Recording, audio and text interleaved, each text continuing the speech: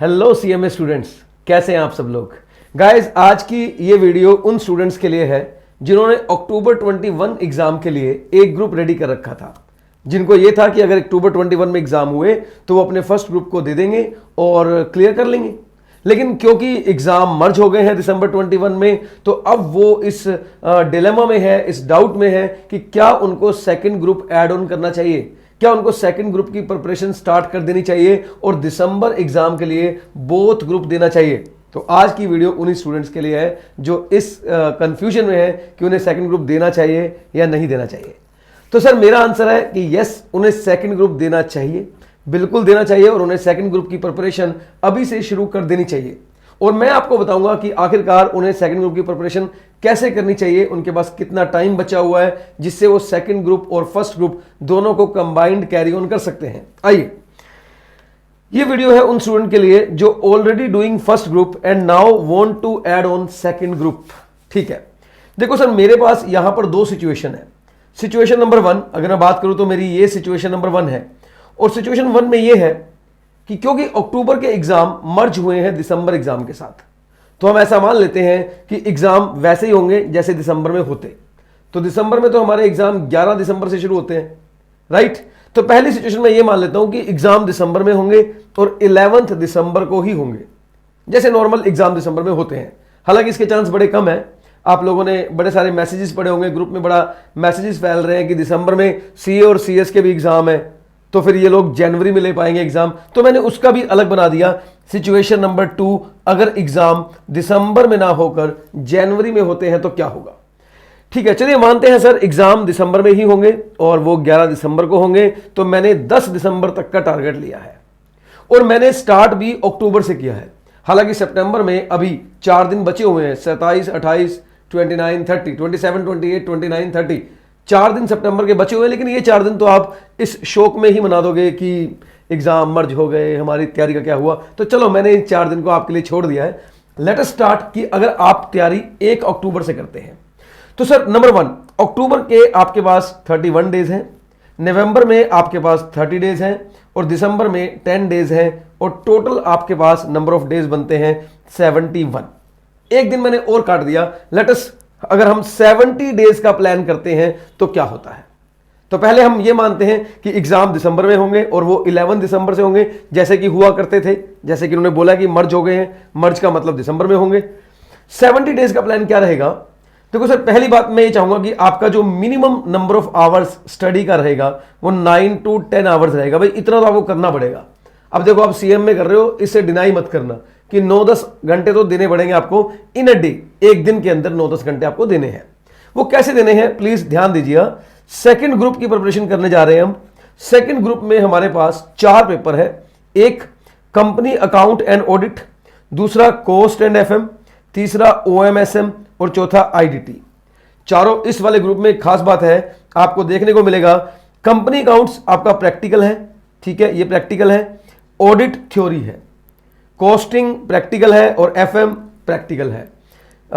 ओएम practical है, SM theory है और आईडीटी ना प्रैक्टिकल होता है ना थ्योरी होता है, ये लॉजिकल होता है, ठीक है, जो प्रैक्टिकल थ्योरी का कॉम्बिनेशन होता है। ओके, देखिए 9 to 10 आवर्स की स्टडी में मेरा ये मानना है कि अगर आप अभी अक्टूबर से स्टार्ट करते हैं पहली बार पढ़ना, तो भी आप इस ग्रुप को क्लियर कर सकते हैं। वो कैसे, आपको 2 घंटे कंपनी अकाउंट्स एंड ऑडिट पढ़ना है, 2 घंटे कॉस्ट एंड एफएम पढ़ना है, 1 घंटा ओएमएसएम। ओएमएसएम पर आप 1 घंटा भी सफिशिएंट रहेगा और आईडीटी को भी आपको 2 घंटे पढ़ना है। तो टोटल नंबर ऑफ आवर्स जो आपको सेकंड ग्रुप को प्रिपेयर करने के लिए पढ़ना है वो 7 आवर्स को पढ़ना है। हालांकि हमने 10 आवर्स तक का मार्जिन लेके चले हैं, लेकिन मैंने अभी तक 7 आवर्स ही कंप्लीट किए हैं। 7 आवर्स के बाद वेरी इंपॉर्टेंट, जो ग्रुप 1 आपने किया हुआ है, जिसके लिए आप अक्टूबर में वेट कर रहे थे, उसको छोड़ नहीं देना। अगर आपने उसको छोड़ दिया तो नए के चक्कर में पुराना भी गवा लोगे। मैं पहले बोल रहा हूं आपको। तो भाई साहब, ये बात आप अच्छे समझते हो, नए के चक्कर में कभी कभी पुराना भी हाथ से निकल जाता है। और ये मेरा सिर्फ पढ़ाई से मतलब है, आप जहां सोच रहे हो वहां से वापस आ जाओ। तो ग्रुप 1 है, उसको वेरी इंपॉर्टेंट, उसका रिवीजन आपको कंटिन्यू रखना है डेली बेसिस पर 2 आवर्स। अब ज्यादा टाइम उसको देने की जरूरत नहीं है, आपने खूब अच्छा टाइम दिया हुआ है, तो अब 2 आवर्स की आप रिवीजन देते रहो। यहां आपके 9 आवर्स कंप्लीट हो जाते हैं। 1 घंटा मैंने स्पेशली आपसे डिमांड किया है कि आपको डेली के 30 एमसीक्यू की प्रैक्टिस करनी है। हालांकि सभी लोग इंस्टीट्यूट से डिमांड कर रहे हैं कि एग्जाम्स ऑफलाइन ही होने चाहिए, लेकिन फिर भी एक दफा मान लेते हैं एग्जाम ऑनलाइन भी हो गए तो भाई उसमें एमसीक्यू का पैटर्न 40 नंबर तक का आ सकता है, 40 नंबर तक के एग्जाम हमारे एमसीक्यू के हो सकते हैं। तो मेरा यह मानना है कि 30 एमसीक्यू आपको डेली पढ़ने चाहिए, 30 एमसीक्यू डेली करने चाहिए आपको तैयार, तो आपके 2000 के आसपास एमसीक्यू तो वैसे ही तैयार हो जाएंगे। 4 पेपर की बात करें तो 500 एमसीक्यू पर पेपर तो अलग से ही तैयार हो गए, ठीक है। तो याद रखना 7 आवर्स सेकंड ग्रुप को देना है, 2 आवर्स फर्स्ट ग्रुप का रिवाइज करना है एंड 1 आवर्स डेली बेस पर एमसीक्यू की प्रैक्टिस जरूर करनी है, इसे मत छोड़ देना। एमसीक्यू मोस्ट इंपॉर्टेंट है, इसकी प्रैक्टिस को छोड़ना नहीं है, ठीक है। एक और बात, तो आपके पास अक्टूबर के मंथ में 5 संडेज है और नवंबर के मंथ में 4 संडे है और दिसंबर के मंथ में 1 संडे है। अगर मैं 11 दिसंबर को एग्जाम मानता हूं तो आपके पास जो संडे बचेंगे वो 5, 4, 9 और 1, 10 संडे बचेंगे। यस गाइस, तो 10 संडे आपके पास है। अब क्वेश्चन ये है कि सर 10 संडे में क्या करना है, कुछ स्पेशल पर्पस है या नॉर्मल है? पर्पस स्पेशल है, लेकिन डोंट वरी, मैं ये नहीं कहने वाला कि संडे है मस्ती करना, ठीक है, अपने फ्रेंडी जो भी है मतलब उसको मिल लेना, ऐसा कुछ नहीं है, वो टाइम खत्म हो गया। संडे को यूटिलाइज कैसे करना है ये बड़ा इंपॉर्टेंट है।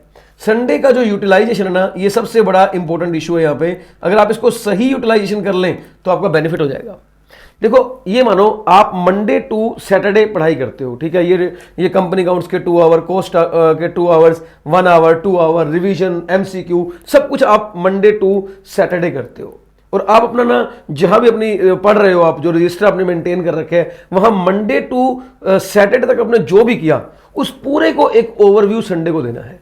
तो संडे कुछ नया नहीं पढ़ना है, संडे नथिंग न्यू, कुछ भी नया नहीं पढ़ना है, लेकिन जो पढ़ा हुआ है उसे एकदम अच्छे से रिवाइज करना है। तो संडे सबसे इंपॉर्टेंट रहेगा, बिकॉज आप कितना पढ़ते हो इससे ज्यादा ये इंपॉर्टेंट है कि वो कितना आपको रिटेन रह पाता है। यस, एग्जाम में वही काम आता है जो याद रह जाता है, जो याद ही नहीं रहा उस पढ़ाई का फायदा क्या। तो भाई 10 संडे आपको इसी तरीके से यूटिलाइज करने हैं। तो शेड्यूल कुछ ऐसे बनाना कि मंडे टू सैटरडे काम करना है और संडे को पूरा ओवरव्यू लेना है, एक उसको दोबारा देखना है कि संडे में क्या क्या कर सकते हैं हम लोग उसका, राइट। तो ओके गाइस, तो मैंने आपको संडेज का जो यूटिलाइजेशन है वो बता दिया। अब मैं आगे चलता हूं कि क्या होगा अगर एग्जाम जनवरी में होते हैं, दिसंबर में नहीं होते।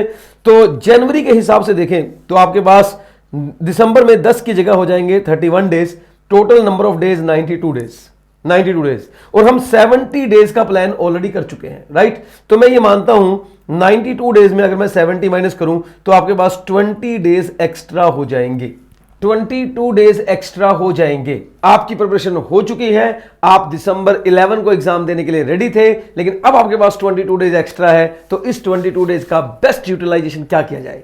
तो गाइस, इसमें आपको सिर्फ और सिर्फ सीएमए का स्टडी मटेरियल और जो पास्ट एग्जाम्स हैं यानी कि स्कैनर को रिवाइज करना है और कुछ भी रिवाइज नहीं करना है। बस ये 20 डेज आपने सिर्फ सीएमए इंस्टीट्यूट का जो टेस्ट है उसे पता करना है, स्टडी मटेरियल पढ़कर और उसके पहले पिछले एग्जामों में पूछे गए क्वेश्चन को पढ़कर। बस ये रिवाइज करने हैं अच्छे से और इतना मोर देन इनफ है गाइस। मेरी गारंटी है अगर आप इसको अच्छे से फॉलो करते हैं, अच्छे से समझते हैं, अपने आप पर पूरी तरह से कंट्रोल रखते हैं कि आपको इसको कंप्लीट करना ही करना है, तो गाइस आप एक ग्रुप की जगह दोनों ग्रुप एक साथ दे सकते हैं और अपना बोथ ग्रुप क्लियर कर सकते हैं। तो गाइस, अगर ये वीडियो अच्छी लगी हो तो प्लीज इसे अपने उन दोस्तों के साथ शेयर कर देना जो लोग सीएमए कर रहे हैं, उनके साथ शेयर कर देना और कमेंट में जरूर बताना वीडियो कैसी लगी। चलिए आज के लिए इतना ही, मिलते हैं next time. Till then bye bye.